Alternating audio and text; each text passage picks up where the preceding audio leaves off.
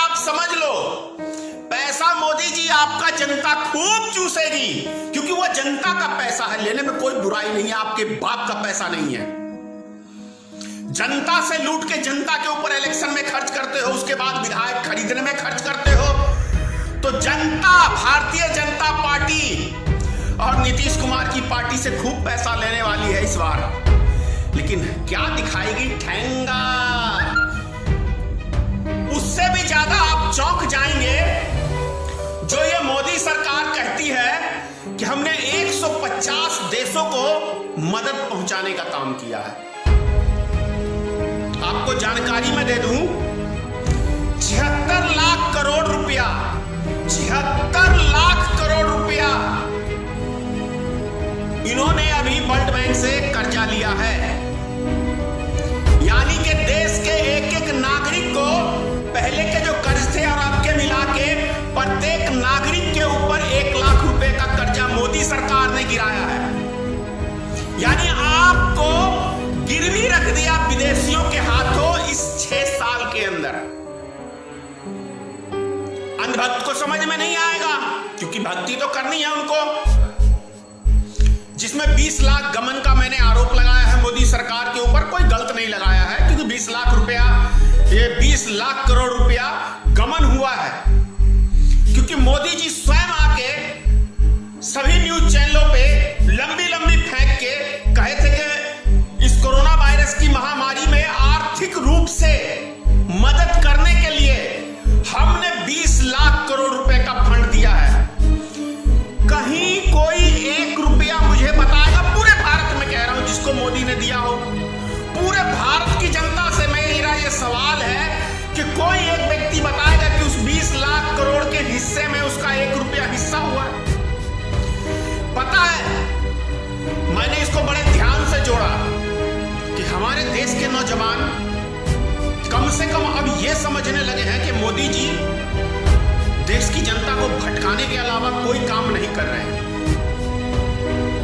क्योंकि कल जो बीजेपी का अकाउंट है फेसबुक के ऊपर, ये यूट्यूब के ऊपर, उसके ऊपर 10,000 मोदी जी को लाइक मिली और 1,34,000 अनलाइक मिला।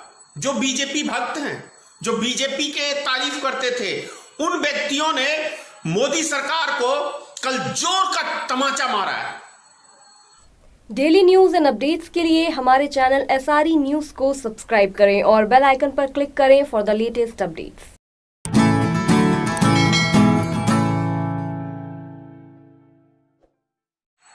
जय माता की मित्रों, मैं धनेश्वर महतो। माननीय प्रधानमंत्री ने, सबसे पहले तो यूं कहूं कि कल जो वो मन की बात सुनाने आए थे 68 बार, मुझे खुशी इस बात का है कि हमारे देश के नौजवान कम से कम अब ये समझने लगे हैं कि मोदी जी देश की जनता को भटकाने के अलावा कोई काम नहीं कर रहे हैं। क्योंकि कल जो बीजेपी का अकाउंट है फेसबुक के ऊपर, ये यूट्यूब के ऊपर, उसके ऊपर 10,000 मोदी जी को लाइक मिली और 1,34,000 अनलाइक मिला। जो बीजेपी भक्त हैं, जो बीजेपी के तारीफ करते थे, उन व्यक्तियों ने मोदी सरकार को कल जोर का तमाचा मारा है। जिसमें 20 लाख गमन का मैंने आरोप लगाया है मोदी सरकार के ऊपर, कोई गलत नहीं लगाया है, क्योंकि 20 लाख रुपया, ये 20 लाख करोड़ रुपया गमन हुआ है। क्योंकि मोदी जी स्वयं आके सभी न्यूज चैनलों पे लंबी लंबी फेंक के कहे थे कि इस कोरोना वायरस की महामारी में आर्थिक रूप से मदद करने के लिए हमने 20 लाख करोड़ रुपए का फंड दिया है। कहीं कोई 1 रुपया मुझे बताएगा, पूरे भारत में कह रहा हूं, जिसको मोदी ने दिया हो? पूरे भारत की जनता से मेरा यह सवाल है कि कोई एक व्यक्ति बताएगा कि उस 20 लाख करोड़ के हिस्से में उसका 1 रुपया हिस्सा हुआ है? पता है, मैंने इसको बड़े ध्यान से जोड़ा।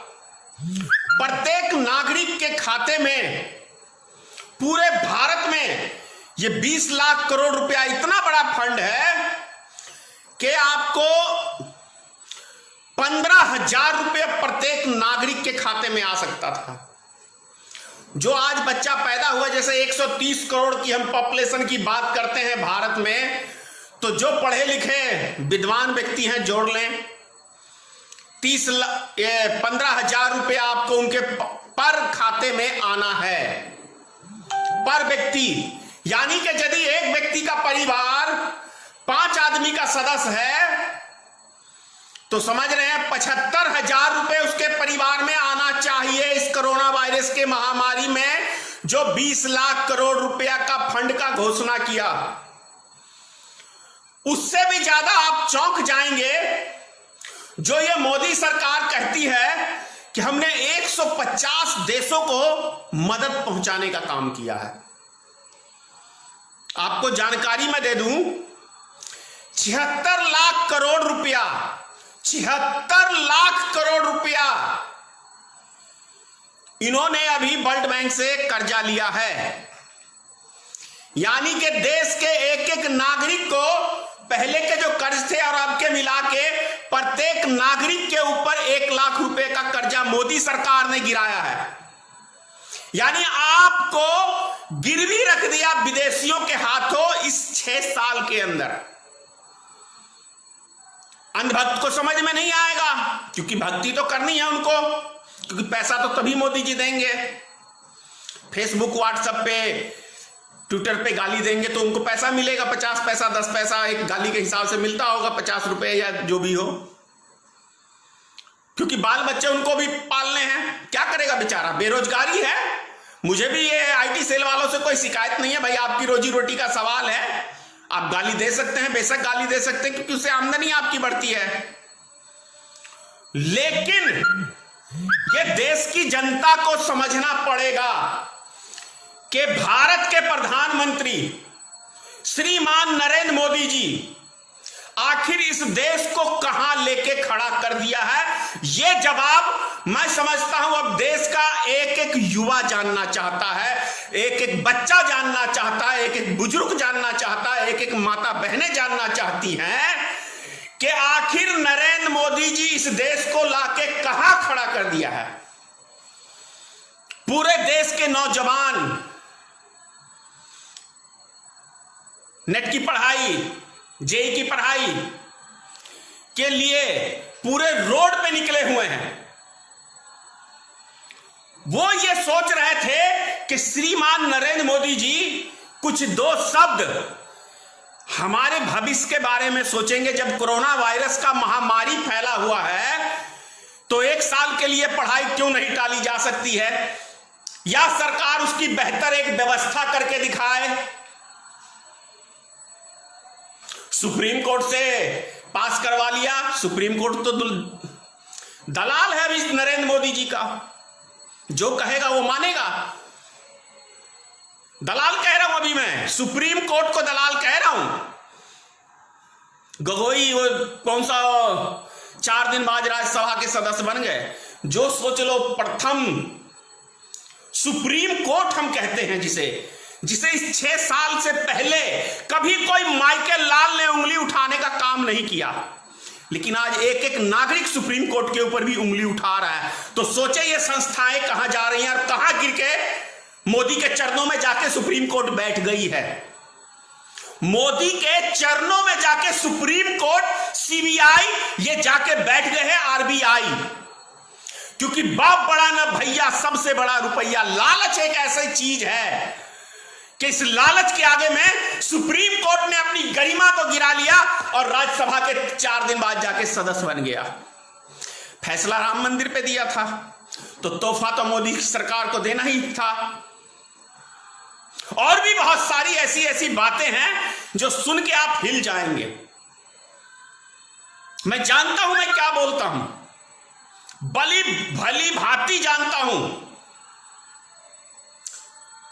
और ये साहस नहीं है सुप्रीम कोर्ट कि मेरी बातों पे ये कह दे कि आप गलत बोल रहे हैं, क्योंकि मैं प्रमाण के साथ बोल रहा हूं जो अभी सुप्रीम कोर्ट ने किया है।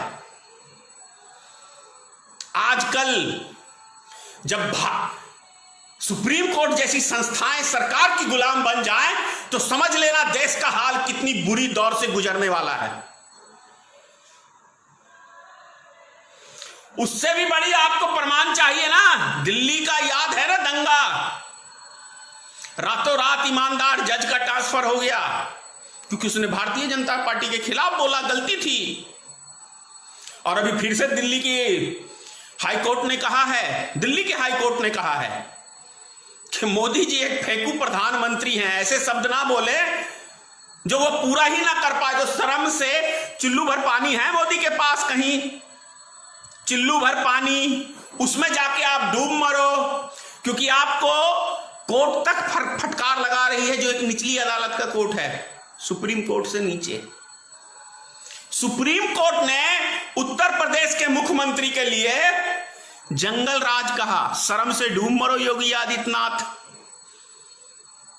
एक गुंडे का रोल अदा कर रहे हो उत्तर प्रदेश में, एक जो रोड छाप गुंडा है ना, वही है आपकी औकात, रोड छाप गुंडे की, इससे अतिरिक्त कुछ नहीं है। क्योंकि कलेजा कितना है योगी आदित्यनाथ के पास मैं भली भांति जानता हूं। ये वही योगी आदित्यनाथ है जो 2007 में लोकसभा में खड़ा होके एक बच्चे की तरह रो रहा था। कितना कलेजे वाला योगी आदित्यनाथ, जब अपने पे पड़ती है तो फटने लगती है, तो ये लोकसभा में जाके पहला एक कोई सांसद होगा जो बच्चे की तरह रो रहा होगा सांसद में जाके, वो है योगी आदित्यनाथ का कलेजा। बिहार में ये क्या कहते हैं, दरभंगा में आए थे भाषण देने के लिए, वहां पे क्या लगाया था अपने आगे, सुरक्षा के लिए वो शीशे का जो होता है ध्यान से उतर रहा है कि कोई मुझे गोली ना मार दे। अरे चूहे से भी बड़ा छोटा दिल है योगी आदित्यनाथ का। इसको लोग पता नहीं कौन सा गुंडे की पदवी अभी दिया हुआ है उत्तर प्रदेश में कि योगी आदित्यनाथ है तो सबकी फाड़ देगा, धनेश्वर महतो की फाड़ देगा। आऊंगा, चिंता मत करो, और आ रहा हूं मैं 2022 के विधानसभा चुनाव में प्रचार के लिए। देख लेते हैं भाई क्या फाड़ोगे। नेता बनना हो, बेहतर छवि लाओ, संत बनना हो तो आपका राजनीतिक में कोई काम नहीं है। ये भगवा वस्त्र पहन के हिंदू समाज को कलंकित करने का काम ना करो, क्योंकि संत महात्मा का काम राजनीतिक नहीं है। संत महात्मा का काम है मंदिर तपस्या करना। ये ढोंग धनेश्वर महतो को ना कोई समझाए।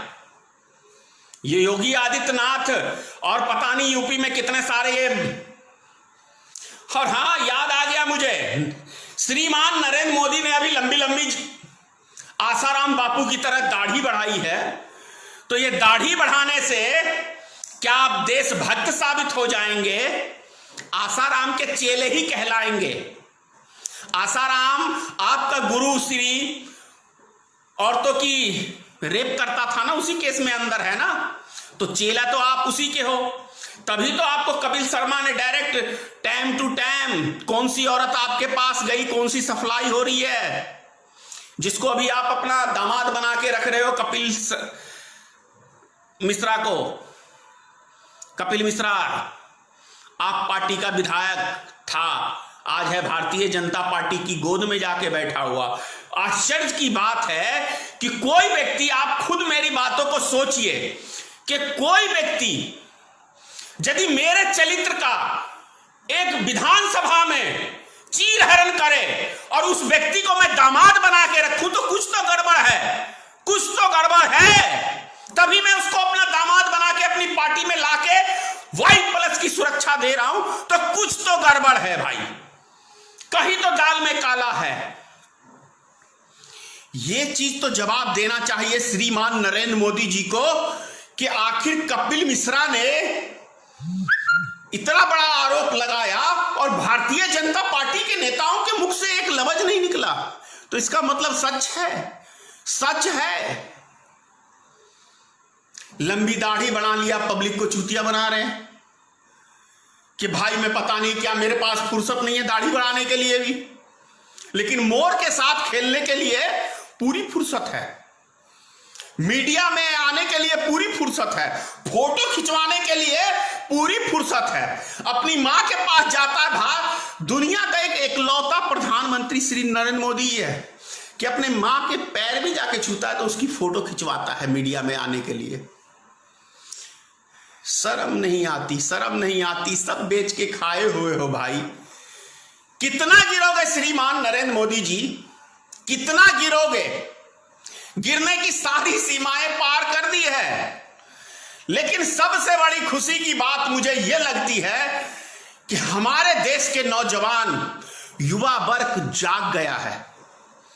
अब आपको भागने का नहीं मिलेगा जगह, क्योंकि युवाओं को यह लग गया कि उनका भविष्य अंधकार में चला गया है। जितने सपने श्रीमान नरेंद्र मोदी ने दिखाए थे देश की जनता को, वो चीज उन युवाओं को ये लगने लगा कि मेरा भविष्य अंधकार में चला गया है, इसीलिए इस सरकार को अब उखाड़ के फेंकना है। बिहार का चुनाव है, रिजल्ट जितनी दिल्ली में लगाए थे ना 240 सांसद और केंद्र के सारे मंत्री, 5 मुख्यमंत्री और प्रधानमंत्री और क्या कहते हैं वो अमित शाह जी गृह मंत्री पर्चा बांट रहे थे। अब आ जाओ रोड पे, बिहार में खुली चुनौती है, खुली चुनौती है। कितना पैसा का दम है। आपको एक चीज याद दिला दूं, जगन्नाथ मिश्रा की कहानी। मधुबनी से चुनाव लड़ते थे, लेकिन जनता ने जब मन बना लिया कि जगन्नाथ मिश्रा को रोड पे उठा के फेंकना है, तो खूब पैसा लिया जगन्नाथ मिश्रा से, लेकिन वोट नहीं दिया। तो इसी तरह से आप समझ लो, पैसा मोदी जी आपका जनता खूब चूसेगी, क्योंकि वह जनता का पैसा है, लेने में कोई बुराई नहीं है, आपके बाप का पैसा नहीं है। जनता से लूट के जनता के ऊपर इलेक्शन में खर्च करते हो, उसके बाद विधायक खरीदने में खर्च करते हो। तो जनता, भारतीय जनता पार्टी और नीतीश कुमार की पार्टी से खूब पैसा लेने वाली है इस बार। लेकिन क्या दिखाएगी? ठेंगा।